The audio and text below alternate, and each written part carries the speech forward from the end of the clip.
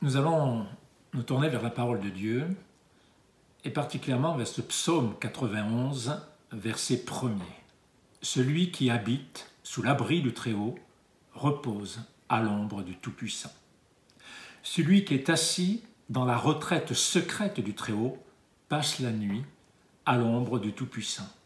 Celui qui croit dans le Dieu créateur, souverain et juste, habite dans le seul endroit où il puisse être caché au regard de tous ses ennemis. Celui qui connaît intimement le Seigneur de l'univers ne se contente pas d'être à l'abri dans la seule retraite inaccessible à l'ennemi de son âme, celle du Très-Haut. Il se tient sous la protection personnelle du Tout-Puissant. Un arbre, c'est une ombre. En certains lieux et certaines saisons de l'année, combien est bienfaisante, rafraîchissante et protectrice l'ombre d'un arbre. Bien que le psalmiste ne précise pas de quel arbre il s'agit, je pense à cet arbre symbolique d'Israël, le figuier. Le figuier est connu pour les traitements contre l'encombrement des voies respiratoires, coronavirus oblige, et des inflammations bronchiques. Les feuilles du figuier sont utilisées depuis l'Antiquité en décoction, en cataplasme, en huile, stimulant par la grande teneur en vitamines A, E, K, B et C notamment. La figue, riche en sucre, en minéraux comme le potassium, le calcium, le magnésium, le manganèse, le cuivre, et bien entendu riche en fibres comme le phénol, antioxydants, oméga 3, oméga 6, et les feuilles du figuier aident à lutter contre la fatigue intellectuelle et physique. Ma maman faisait bouillir souvent les châtaignes en y ajoutant dans l'eau des feuilles du figuier pour leur donner du goût.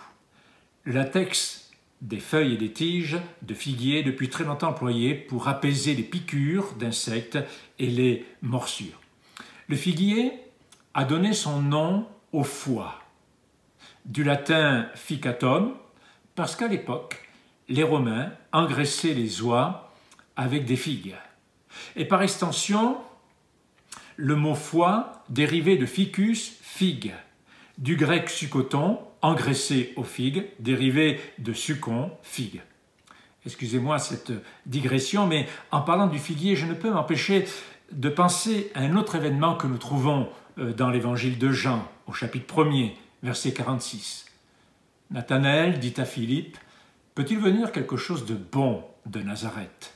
Et Philippe lui dit, « Viens et vois. » Jésus vit venir à lui Nathanaël et dit de lui, « Voici vraiment un Israélite dans lequel il n'y a pas de fraude. » Nathanaël lui dit, « D'où me connais-tu » Jésus lui répondit, « Avant que Philippe t'ait appelé, quand tu étais sous le figuier, je t'avais vu. » Nathanaël reprit, « Maître, toi tu es le Fils de Dieu, toi tu es le roi d'Israël. » Jésus lui répondit, « Parce que je t'ai dit que je t'avais vu sous le figuier, tu crois. Tu verras de plus grandes choses que celle-ci. » Ce figuier particulièrement connu de Nathanaël et de ses amis les plus proches comme Philippe, à l'ombre duquel il avait l'habitude de méditer, c'est là que Jésus l'a vu avant le moment où Philippe l'a appelé.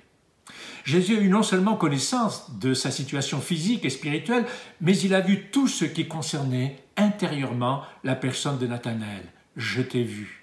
À ces mots, Nathanaël était traversé par un rayon de lumière divine. « Maître, toi tu es le Fils de Dieu, toi tu es le roi d'Israël. » Qu'il est rassurant pour celle et celui qui est assis à l'abri du Très-Haut et qui repose à l'ombre du Tout-Puissant d'être vu par lui. Son regard divin posé sur chacune de nos vies, si précieuse à ses yeux, rassure, repose, tranquillise et nous assure nourriture, soin. Plus encore, comme le psalmiste le développe au verset suivant, « Je dis à l'Éternel mon refuge et ma forteresse, mon Dieu en qui je me confie », évoque une protection totale et parfaite, inébranlable et sûre en tout temps et en toutes circonstances, parce que ce divin regard m'assure de sa présence permanente. Alors, au verset 5 de ce psaume 91, il est dit « Tu ne craindras ». Au verset 6, « Ni la peste qui marche dans l'obscurité, ni la contagion qui frappe en plein midi ». La qualité de cet abri et de ce repos, c'est notre Dieu lui-même, Immanuel, Dieu avec nous en Jésus-Christ, notre protection multiple, notre protection individuelle, notre protection miraculeuse, notre protection éternelle.